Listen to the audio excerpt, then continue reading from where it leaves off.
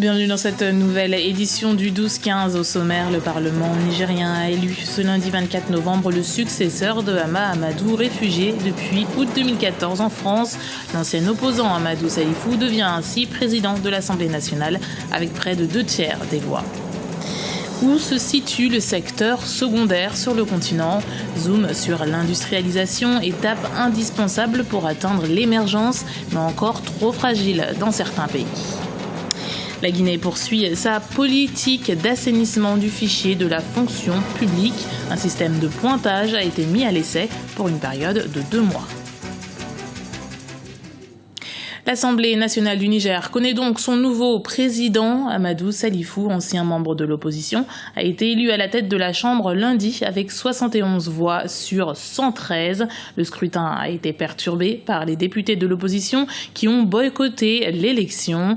L'accès au perchoir pour Amadou Salifou signe la fin de la présidence de Hama Amadou, actuellement en France et mis en cause dans un trafic international de bébés. Aminata Jack. L'Assemblée nationale nigérienne a élu ce lundi 24 novembre 2014 son nouveau président. La nomination d'Amadou Salifou intervient 4 jours après l'arrêt de la Cour constitutionnelle qui a constaté la vacance du poste du président du Parlement. Il a été élu avec 71 voix sur un total de 113. Il remplace ainsi au perchoir Hama Amadou qui a quitté le Niger le 27 août 2014 après l'autorisation du Parlement de son audition par la justice pour une affaire de trafic de bébés. Comme on le sait, il y avait un vide laissé à la tête de l'Assemblée nationale nigérienne avec la fuite de Hama Amadou qui a été contraint justement à se séparer de son ancien parti présidentiel majoritaire pour divergence avec le président Mahamadou Issoufou. Et donc, il fallait le remplacer à la tête de l'Assemblée nationale. Mais on sait que la classe politique est assez divisée sur cette question-là. Le vote à l'Assemblée nationale s'est déroulé dans une atmosphère tendue. Dès l'ouverture de la séance, l'opposition a jugé illégale la procédure d'enregistrement des candidatures et la compétence du bureau pour conduire le processus. Elle a déposé une motion de censure déclarée recevable et notifiée au gouvernement qui sera discutée et votée ce mercredi 26 novembre 2014. Aujourd'hui, le nouveau président ne fait pas l'unanimité. Effectivement, ça explique les tensions et puis sa nomination houleuse à la tête de l'Assemblée nationale nigérienne. Mais on sait qu'effectivement, les élections qui se profilent à l'horizon bientôt excitent évidemment les appétits des uns et des autres. Et quand on sait que ce poste de président de l'Assemblée est un poste stratégique, il n'est pas étonnant effectivement que des divisions au sein des différentes composantes des partis politiques se manifestent au grand jour. Amadou Salifou, 68 ans, est un ancien banquier et assureur. Il a été député à 3 reprises et préfet-président de la communauté urbaine de Niamey, la capitale nigérienne. Issu de l'opposition, le nouveau président de l'Assemblée nationale avait été exclu du groupe parlementaire ARN après avoir quitté son parti, le Mouvement national pour la société de développement, pour se rallier au camp de la majorité. Avec ce président élu avec une majorité confortable de voix, la page de Hama Amadou à l'Assemblée nationale semble être tournée. Le dépôt des candidatures pour les élections harmonisées est clos depuis lundi aux Comores. Pour l'organe en charge des élections, le nombre de candidats est relativement faible comparé à celui des dossiers retirés. En date du 18 novembre, 174 candidats étaient recensés pour les élections législatives. 293 se présentaient pour être conseillers et 312 listes communes ont été enregistrées. La lutte contre la secte Boko Haram s'intensifie au Cameroun. Samedi, l'armée a détruit un camp d'entraînement de la secte situé dans l'arrondissement de Kolofata, dans la région de l'extrême nord du pays. Cette victoire n'est pas le fruit du hasard. En effet, les autorités ne ménagent aucun effort pour remporter le combat contre les islamistes. Ibra Radinjai. La lutte contre Boko Haram est une priorité pour le Cameroun qui vient de porter un coup dur à la secte islamiste. Ce samedi, l'armée camerounaise a encerclé et totalement détruit un camp d'entraînement de Boko Haram implanté dans l'arrondissement de Kolofata dans la région de l'extrême nord du Cameroun. Une action qui montre la détermination des autorités camerounaises de vaincre Boko Haram. il y a une idée qui a été sage, vraiment pleine de sagesse de la part du chef de l'État. C'était cette idée qui a consisté à réorganiser le commandement militaire dans la région du Septentrion. Parce qu'il y avait une grande région militaire qui était la troisième région militaire interarmée. Ça posait beaucoup de problèmes opérationnels, beaucoup de problèmes d'efficacité. Et le fait d'avoir justement segmenté cette troisième région en 2 nouvelles régions met le commandement de Maroua beaucoup plus à la proximité, n'est-ce pas, de la réalité des menaces. Et je pense que ça a beaucoup porté les fruits depuis qu'il y a eu cette nouvelle organisation. L'armée camerounaise va de victoire en victoire. C'est la signification, en fait, c'est l'expression de la manifestation de l'engagement du chef de l'État. Tous les moyens ont été mis pour que nous puissions combattre la secte Boko Haram. Ces victoires que nous avons ne s'inscrivent que dans cette logique-là. La lutte contre Boko Haram est devenue un objectif régional et international. Toutefois, la bataille est loin d'être gagnée, car une mutualisation des efforts militaires et la mise en place d'une stratégie commune sous-régionale doit à préalable être mise en place. Je pense que si tous les pays font un minimum d'efforts, comme le Cameroun fait aujourd'hui, on va arriver à bout de cette secte. Parce que si, vers le sud, le Nigeria presse, vers le nord-est, le Tchad presse, vers le nord, le Cameroun presse, Boko Haram, ce sera un souvenir douloureux peut-être, mais ce sera un souvenir d'ici quelque temps. Mais si le Cameroun devra supporter encore pendant longtemps tout le poids du combat sur son front occidental, c'est assez difficile. Selon plusieurs organisations des droits de l'homme, la nébuleuse islamiste qui agit également au Tchad, au Niger, au Cameroun et au Nigeria a fait plus de 2000 victimes depuis le début de l'année 2014.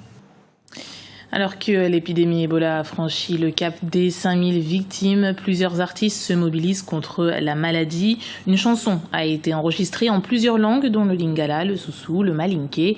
Les textes appellent les auditeurs à prendre la fièvre hémorragique en considération et à ne pas hésiter à consulter un médecin en cas de doute. Au micro, on retrouve des pointures de la musique comme Salif Keita ou Moussangare ou encore le duo Amadou et Mariam. Écoutons tout de suite les propos du rappeur sénégalais Didier Awadi. On retrouve le virus Ebola aux États-Unis, en France et partout. Ce n'est donc pas une tragédie africaine. Il est donc important pour moi de donner de l'espoir à mon peuple et de participer à un projet avec Tikenja, Salif Keita, Maurice Kanter, Amadou et Mariam. Pour moi, c'est vraiment important de montrer la solidarité avec mon peuple. L'économie avec ce constat fait par de nombreux experts. Pour devenir un continent plus compétitif économiquement, l'Afrique ne peut pas se contenter de ses ressources minières ou agricoles. La transformation de ses richesses, l'industrialisation s'impose comme une nécessité. Si des progrès ont été observés, de véritables politiques se mettent en place. Les explications d'Ibra Adinjaï. Malgré son milliard d'habitants, soit 15% de la population mondiale, le continent africain reste totalement marginalisé en matière d'industrie. Un défi que l'Afrique se doit de relever pour atteindre l'émergence. Un objectif que se fixe l'Union africaine. Dans la réalité, il faut davantage créer de la richesse sur le continent. C'est-à-dire qu'il ne s'agira pas seulement d'exporter les ressources ou les matières premières du continent, mais plutôt d'aller vers un système de transformation qui permettra de créer de la richesse sur le continent et de maintenir cette richesse sur le continent. Et c'est ce que nous avons également comme une de nos priorités, à savoir l'industrialisation du continent à travers la transformation des produits agricoles et la transformation des ressources naturelles dont nous disposons pour créer de la richesse sur le continent et redistribuer ça de façon équitable au profit des populations. Les experts sont unanimes sur l'intérêt de l'Afrique de réussir son industrialisation et sur la nécessité pour le continent d'ajouter de la valeur à sa matière première en la transformant sur le continent. Un autre problème est celui du manque de valeur ajoutée sur nos produits de base. L'Afrique exporte ses emplois au lieu de les créer. L'Afrique a besoin d'une proposition organique pour l'industrialisation et qui ne peut pas simplement être l'imitation de ce que d'autres ont fait. Il faut un produit purement africain qui prendra en compte le fait que nous sommes en retard en matière d'industrialisation. Le développement des industries permettra la création d'emplois à long terme, alors que le continent souffre d'un fort taux de chômage des jeunes. Mais l'industrialisation du continent passe nécessairement par la construction d'infrastructures de qualité, notamment dans les transports et de la diversification des sources de financement.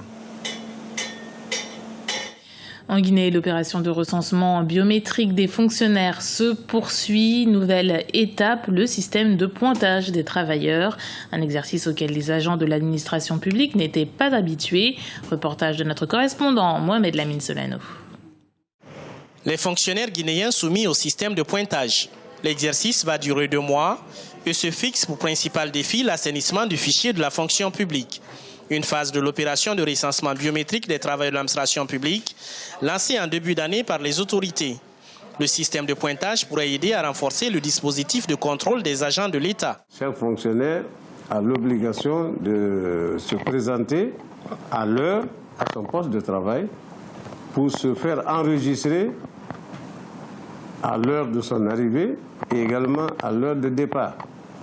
Et disons que, et avec précision, que ces documents, ces registres vont être exploités, traités et serviront de base pour l'établissement des états de salaire pour le mois de novembre, décembre et janvier. Dans les services de l'administration publique, le sujet suscite assez de discussions. Les journalistes des médias d'État, par exemple, jugent le système de pointage défavorable aux professionnels de l'information. Plusieurs facteurs expliquent cette position. C'est un métier qui fonctionne à temps plein. Nous n'avons pas de jours fériés, nous n'avons pas de samedi, dimanche.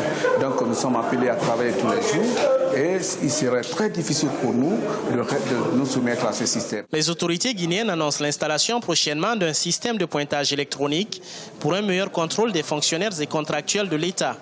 Objectif du gouvernement, maîtriser l'effectif des travailleurs de l'administration publique pour une amélioration de la grille salariale et des conditions de travail dans le public.